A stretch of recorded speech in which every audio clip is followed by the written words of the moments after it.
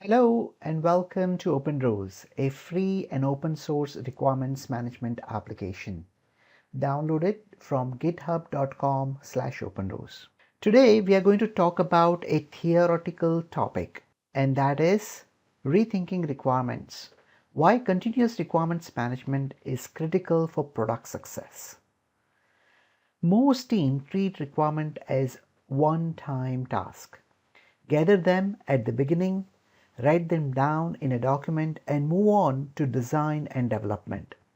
But in reality, requirements evolve. And if your process doesn't evolve with them, your product risks becoming unstable, unmaintainable, and misaligned with user needs. So let's talk about what is continuous requirements management and continuous requirements engineering.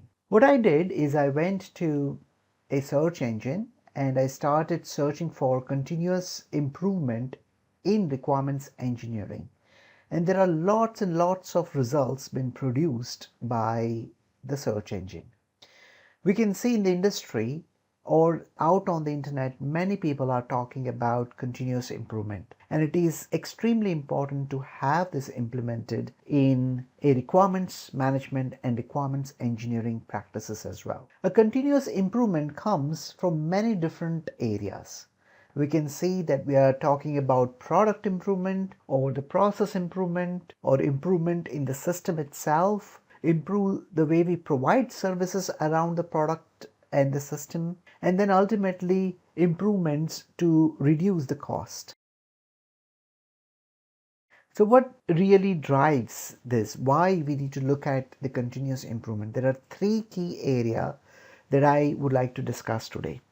The first one is requirements are living knowledge, not a static checklist. During development, teams often discover better ways to improve a feature. So when you give a developer to develop some application, for example, a developer may find a more effective algorithm to be able to achieve the same results or perhaps improve the outcome of the application. That means the developer takes certain decision which needs to be fed back into the actual requirement that was delivered by that developer.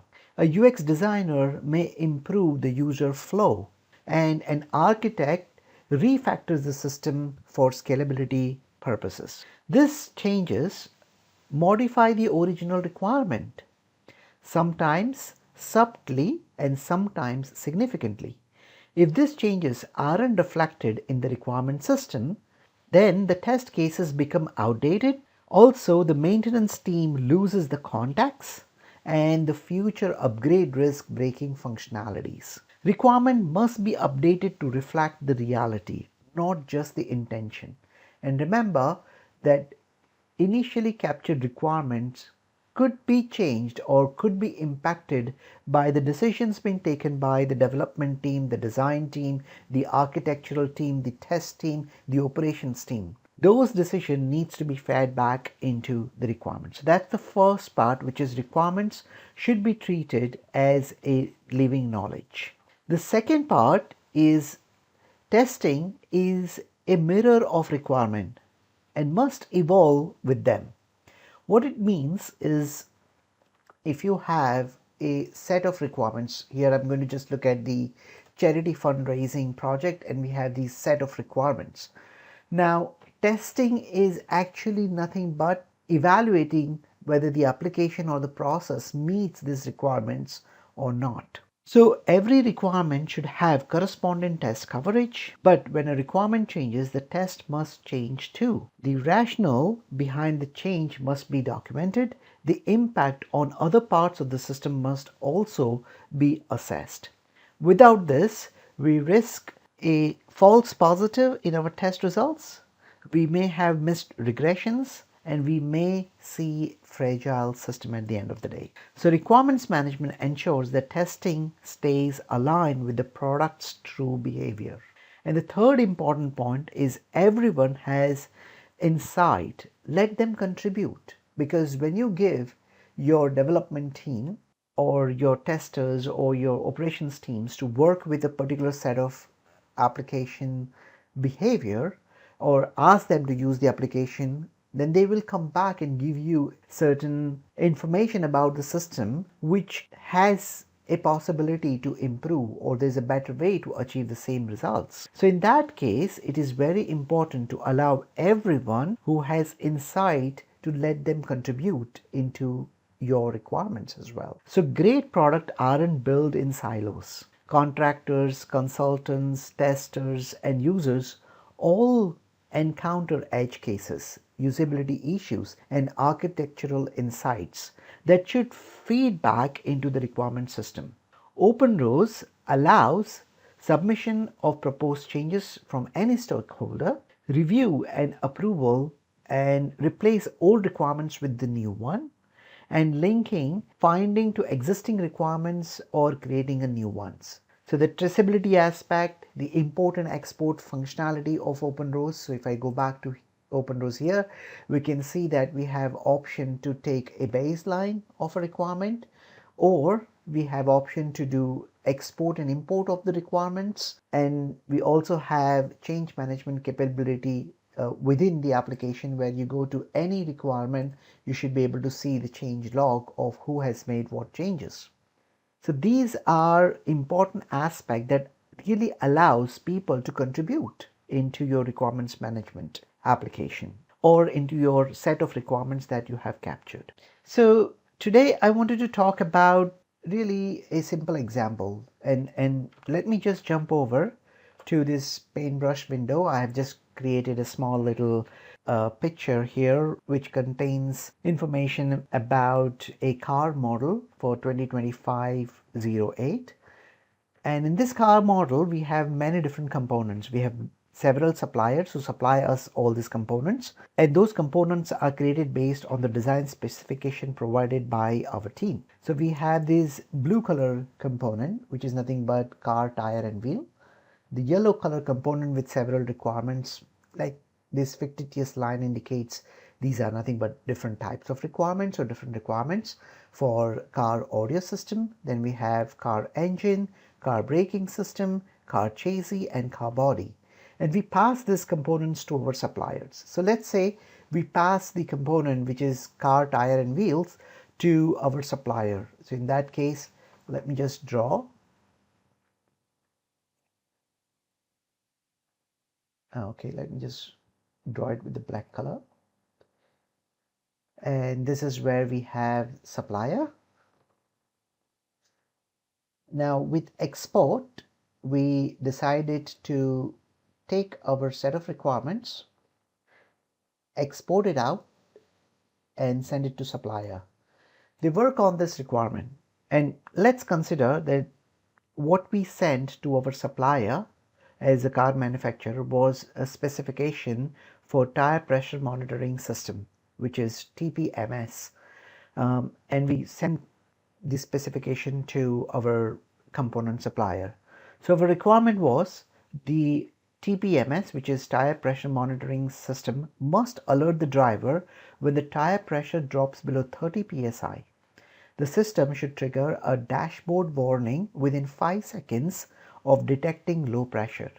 This requirement is basically shared with our supplier, who designs the sensor and the software logic around it. Now during the testing, the supplier finds that the 30 psi threshold causes frequent false alarm in cold climates where pressure naturally dips temporarily. A 5-second alert window is too short and causes unnecessary warning during brief pressure fluctuations, e.g. a driver going over a pothole. So the supplier proposes, the supplier decides to make a change, which is lowering the threshold to 28 psi.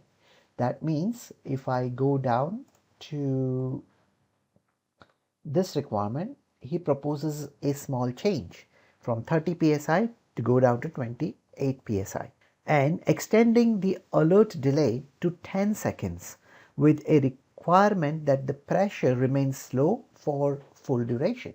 So if the pressure has gone down for 10 seconds, then only show on the dashboard the alert that the pressure is dropping. So these two changes were proposed by the supplier. Now in this particular case, Supplier is also doing all the component testing. He also, or the supplier also wants to make sure that the parts works really beautifully in the car when it's assembled and the user experience is amazing, rather than having this false alarms and false tire pressure issues being reported. So supplier has made a small tweak in the requirement, right? And now what we need to make sure is that these changes in this particular example, these particular changes is incorporated in our car model. So our car model has originally this set of requirements, right? What we can do is we can call this as V1. Let's make this not white but black color, and that's the V1 requirement. And then let's take a copy of that. So we have a full project copy here, and we're going to call this as V2. So let's remove this aspect and mark it with black color V2. And in this particular case, what is important?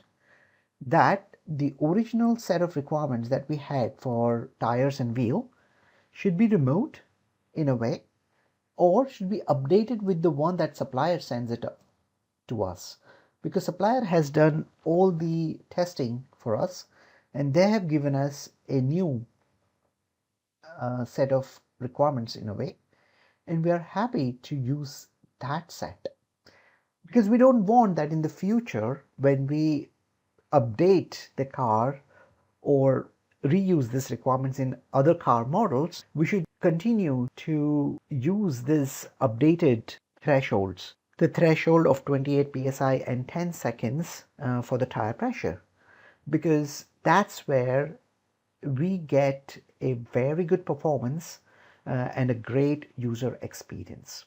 So what we have seen in this example is that the supplier is updating or tweaking the requirements, the original requirements a little bit, which is going to help improve the quality of the product and services that we are providing. And then we need to bring those updates back into the original requirements to make it better for the future releases and future versions that we release. We don't want to go back to this 30 psi as well as the 5 seconds tire pressure issues, because it is not a great user experience and it keeps sending false alarms, wrong information to the user, which is making them unhappy and annoys our customers. So with this, what we have learned is three main aspects. The first one is requirements are living knowledge and not a static checklist.